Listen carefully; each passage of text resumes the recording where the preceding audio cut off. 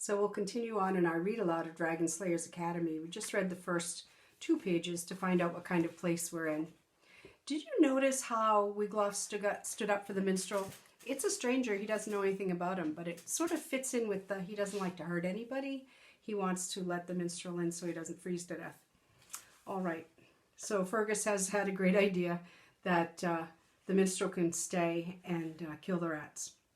I have it! Fergus bellowed suddenly. The minstrel can kill rats to earn his keep. He grinned. Show him to the sty, Wiglaf. So Wiglaf did just that, and later on he took a bowl of Mulvina's cabbage soup out to the minstrel for supper. Ah, hot soup to warm my cold bones. The minstrel took a sip. Ah! He cried and spat it out. It is foul tasting at first, Wiglaf admitted, but you'll get used to it. I must, or I shall starve, the minstrel said. Talk to me, lad, while I try to get it down. Then he held his nose and jammed a spoonful into his mouth. You are lucky to have a bed out here with the pigs, Wiglaf told him. The sty smells far better than our hovel. For my father believes that bathing causes madness.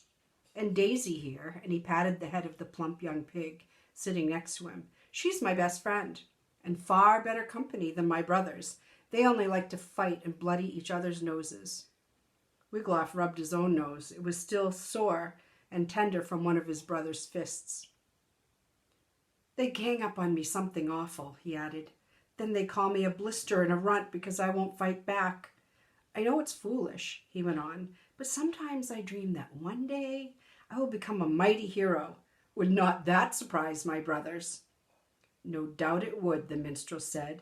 He jammed one last spoonful of soup into his mouth. Ooh. And then he burped. Ah, that's better. Now, my boy, I know some tales of mighty heroes. Would you like to hear one? I would indeed, Wiglaf exclaimed. No one had ever told Wiglaf a tale before. Oh, Mulvina sometimes told him what she would do with him if he didn't wash the dishes, and Fergus often told him how he was no use at all in the cabbage fields. But those tales were not so much fun to hear. Wiglaf settled down in the straw next to his pig to listen. The tale was indeed about a mighty hero, a hero who tried to slay a dragon named Gorzel. When at last the minstrel came to the end, his voice dropped low. Then Gorzel roared a roar of thunder. Bolts of lightning shot from his nose, and from out of the fire and smoke came a crunch, crunch, crunch, and a mighty gulp. When the smoke cleared, the knight and his steed were gone, the minstrel said. But Gorzel was sitting high on his pile of gold, using the knight's own sword for a toothpick. No, cried Wiglaf. 'Tis true, the minstrel told the boy. My grandfather was a dragon hunter. He saw it happen with his own 2 eyes. Well, with his one good eye, anyway. Pray tell, Wiglaf asked, who finally killed this dragon? Oh, Gorzel is still very much alive. The minstrel grew thoughtful. My grandfather told me that every dragon has a secret weakness. Take old Snart, for instance. For years, the dragon set fire to villages for sport. Then one day, Sir Guilford stuck out his tongue and said, Nonny, nonny, poo, poo, you old sissy. Well, old Snart, he hated to be teased. He began whimpering and crying until he collapsed in a pool of tears. He hardly noticed when Sir Guilford sliced off his head. Are you beginning to notice that this book is a little bit funny?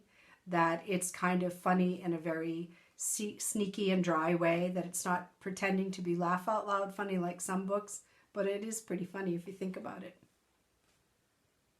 And what is the dragon Gorzel's weakness? Wiglaf asked.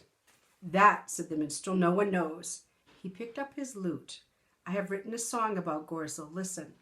Okay, so a lute is a musical instrument because he's going to play a song with it.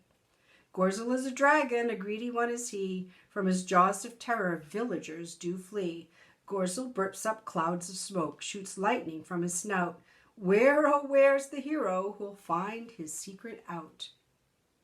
A lot of fantasy books will have little parts like this, where there's a song or a poem, or there might be some kind of curse or a legend that the author shares with us. And that's very typical, and that's what's showing up here. Look for that in your book when you're reading it. From that night on, Wiglaf brought the minstrel a bowl of cabbage soup for supper. In return, the minstrel told Wiglaf many a dragon tale, and he taught the boy many a useful skill, how to stand on his head, how to wiggle his ears, and how to imitate the call of a lovesick toad. Useful tools and skills. By the time the snow began to melt, he had even taught the boy how to read and write. Then one spring morning, Wiglaf brought the pigs their slop and found the minstrel packing. "Are you off for good?" Wiglaf said sadly. "Aye, lad, a minstrel must wander," the minstrel explained, "and eat something besides cabbage soup. But here, give me your hand.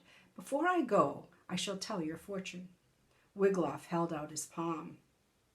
The minstrel studied it for a long time. "What do you see?" Wiglaf finally asked. "Something I never thought to see," the minstrel replied. "The lines on your palm say that you were born to be a mighty hero." "Me?" Wiglaf cried. "Are you sure?" The minstrel nodded. "In all my years of telling fortunes, I have never been wrong." "Imagine!" Wiglaf exclaimed. "But what brave deed will I do?" "That," said the minstrel, "you must discover for yourself. Now I must be off. I shall miss you, Wiglaf." "Wait," Wiglaf said. He reached into his tunic and pulled out a tattered piece of cloth. "This is all I have left of something I had when I was very young. I carry it with me always for good luck." He held the rag out to the minstrel. "Here, I should like you to have it." "Keep your good luck charm, Wiglaf," the minstrel said, shouldering his lute. "The road a hero travels is never an easy one. I fear that you shall need much luck." And with that, he was gone. Objects in fantasy stories are really important. So I pricked my ears up when I heard about this little rag that Wiglaf has had since he was born. Because why would the author mention it unless it wasn't important? It must be important sometime later in the story. What could be the importance of a little rag that the minstrel called a good luck charm? All right, we'll see you later. Enjoy your books.